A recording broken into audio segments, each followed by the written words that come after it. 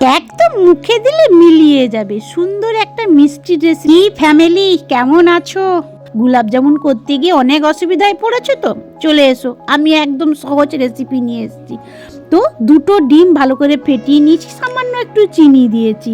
চিনি দেওয়ার কারণে মিষ্টির মধ্যে জালি তৈরি হবে। তারপরে একটা মাপ নিয়েছি, একটা কাপ দুধ মানে গুঁড়া দুধ নিয়েছি, হাফ কাপ ময়দা নিয়েছি, 1 চামচ বেকিং পাউডার নিয়েছি, 1 চামচ ঘি, ব্যাস আর কিচ্ছু না।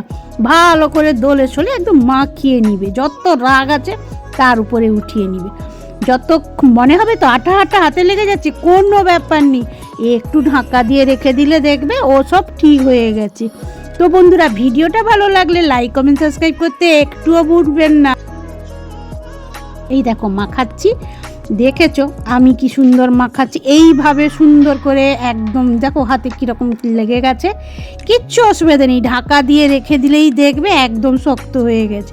তো থাক সেখানে ঢাকা দিয়ে, তারপরে চলে যাই আমরা। গ্যাস জ্বালাইনি কিন্তু, দেখো একটা কাপে মেপে নিয়েছিলাম 1 কাপ চিনি, তারপরে দিয়েছি 2 কাপ আর একটু বেশি জল নিয়েছি 2 কাপের থেকে। এবার আমি এলাচ দুটো ফাটিয়ে দিয়েছি।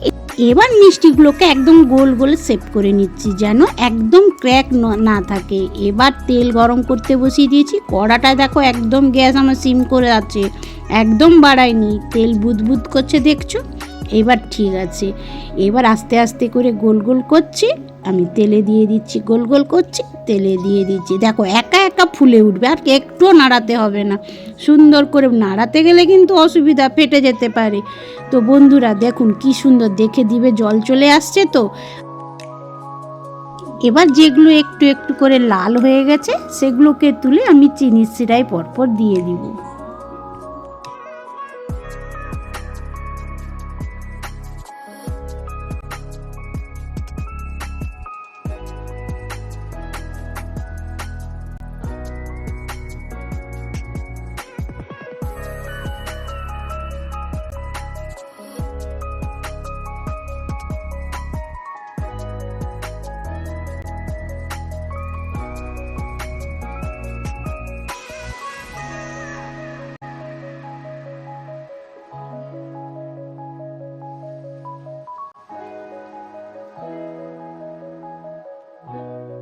দিয়ে খুন্তি দিয়ে একটু ভালো করে ডুবিয়ে দিব।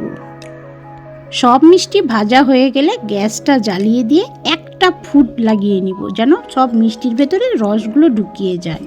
আর ঠান্ডা হয়ে গেলে প্লেটে এক এক করে সাজিয়ে নিব।